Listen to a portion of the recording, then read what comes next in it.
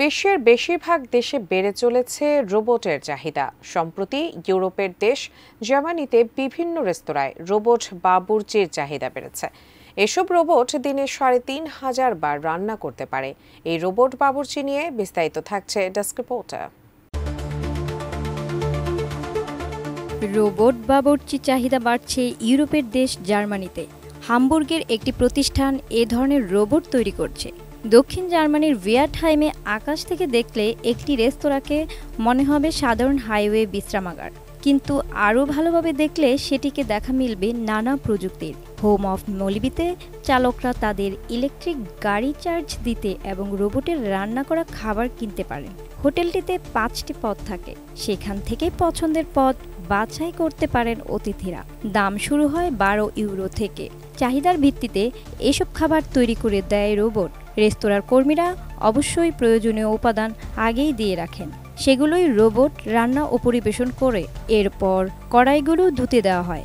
এটি দিনে 3000 বার রান্না করতে পারে। বসুন্ধরা ডায়াপেন্ট এখন আরও উন্নত। এই হট এয়ার থ্রো টপ শীত দ্রুত শোষণ করে সোনামণিকে দেয় কোমল অনুভূতি।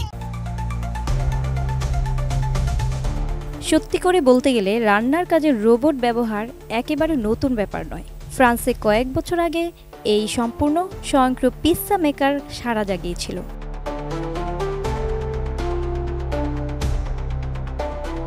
সুইচ নির্মাতা রেভোটিক্সের এই রোবটটি ব্যবহৃত হচ্ছে সেবা খাতে।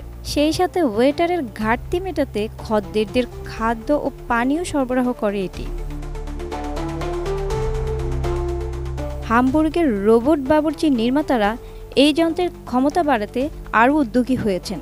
ক্যাভিড ডয়েটমার্ক বলেন, আমরা শীঘ্রই একটি প্লেটিং মডিউল চালু করব, যাতে সত্যিকারের প্লেটে খাবার পরিবেশন করতে পারে রোবট। বিভিন্ন রেস্তোরাঁর কাছে এটি বেশ আকর্ষণীয় হবে, তবে সীমাবদ্ধতাও রয়েছে। ক্যাভিড ডয়েটমার্ক হামবুর্গ ভিত্তিক রোবট বাবুর্চি নির্মাতা স্টার্টআপ গুডভাইজের অন্যতম প্রতিষ্ঠাতা।